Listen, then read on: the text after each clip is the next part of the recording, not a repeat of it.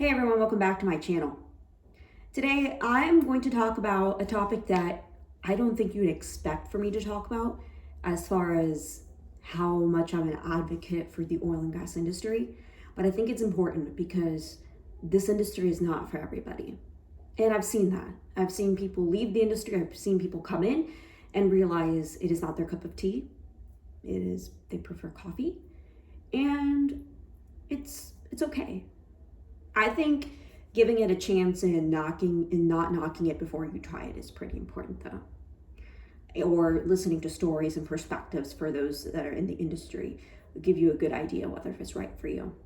So today I'm going to talk about why you should leave the oil and gas industry.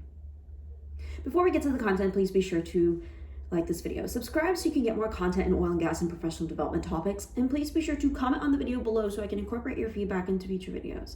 Please be sure to hit that notification bell when you do subscribe because I upload whenever I want. Well, let's get to the content. I've been giving this a lot of thought, and I realize that there's three reasons. I think there's three big reasons as to why I think you should leave the oil and gas industry, if that is something that you're thinking about. Chances are, if you clicked on this video and you are watching this, you have has crossed your mind, or you're on the fence whether to leave the industry or not, depending on whether if you think if it has potential.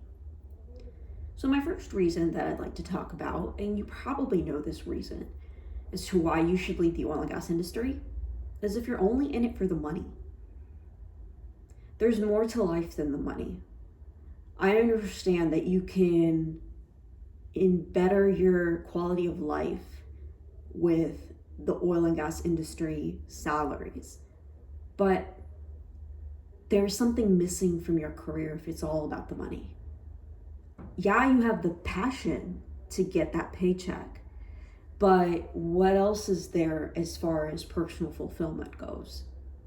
I promise you that when you venture out to something else that has a little bit more than to do with money, your quality of work will change, your perspective is going to change, and at the same time, that will improve your quality of life, not necessarily that paycheck. So if I were you, and if you're only in it for the salary, I would say that there's more to life than the salary. And that incentive, that motivation can only take you so far. Just my thoughts. The next reason is a very tricky reason, because I would like to say that there is a place for you in oil and gas. But the next reason that why you should leave the oil and gas industry is if it affects your mental health. The volatility of the industry is not for everybody.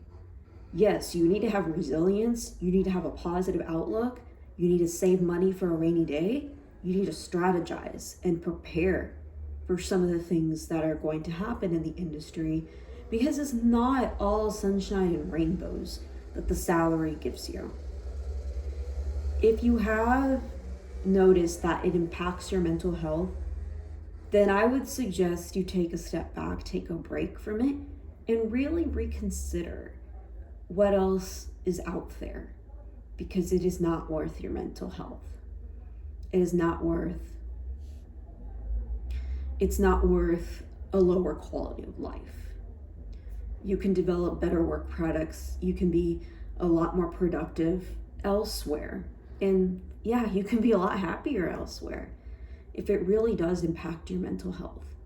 There are resources in the industry that can help you be more resilient and more positive, and I suggest to lean on those resources. But if that's not enough, then yeah, that my opinion is you might want to seek somewhere else for more personal fulfillment. Now, it's different that if you're really passionate about the industry in terms of knowledge, give it another shot.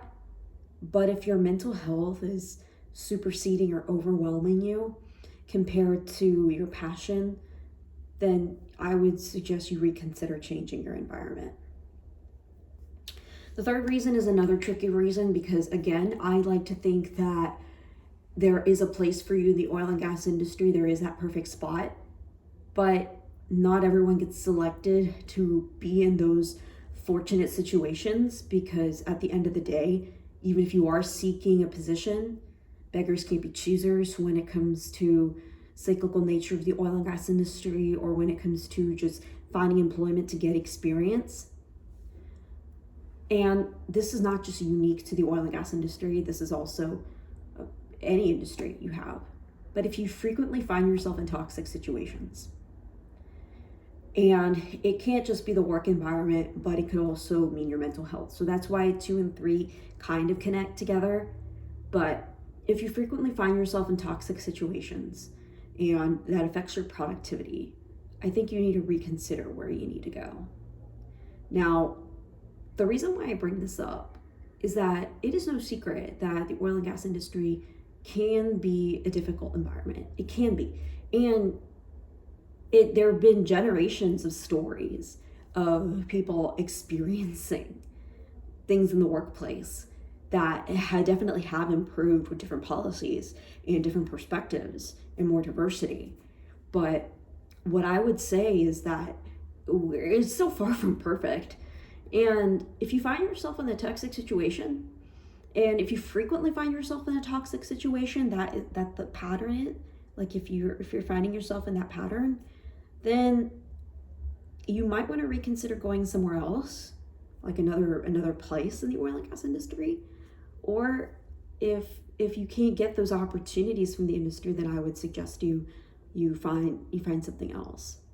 And that is hard for me to say, but I have seen, and this is all anecdotes, but I know what difficult situations, how that can impact mental health, how that can impact productivity. Now, a difficult situation doesn't have to be a work environment. A difficult situation can just be even the volatility of the industry. That in itself can be pretty toxic to people and can be pretty triggering to people.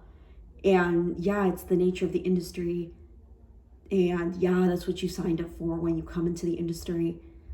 But it is not worth your mental health. It is not worth your sacrifice to productivity. And there's so many other beautiful things in life. And this is coming from somebody who has been a workaholic in the beginning of her career, like in her 20s, but has learned to appreciate the work-life balance. And that's the point where I'm in my life where I want that work-life balance. And that I can make a whole video, and I've made a whole video on like work-life balance is different for everybody, like homeostasis and things like that. People can work 12 hours and be in a work-life balance, or in a day. But I digress. So those are the 3 reasons I think that you should leave the oil and gas industry. And this is a hard video for me to make because I love the industry. I love how it like forces you to be innovative.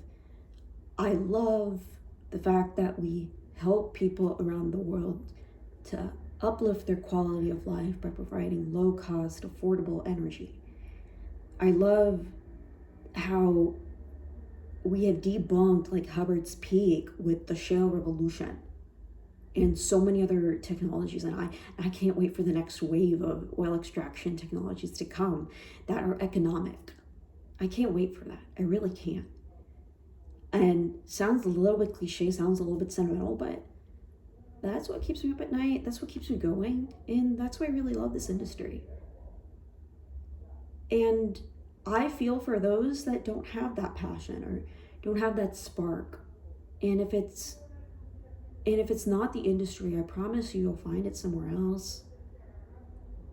I mean, as long as you put your mind to it, and as long as you have that positive outlook, and especially if you take care of yourself, I promise you, you will get there if you're watching this video. Well, folks, that's everything that I wanted to talk about today.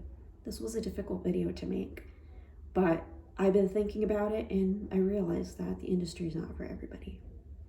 As usual, please be sure to like this video, subscribe so you can get more content in oil and gas and professional development topics, and please be sure to comment on the video below so I can incorporate your feedback into future videos. This is Yogashi Pradhan, or Yoshi Pradhan. I'm signing off.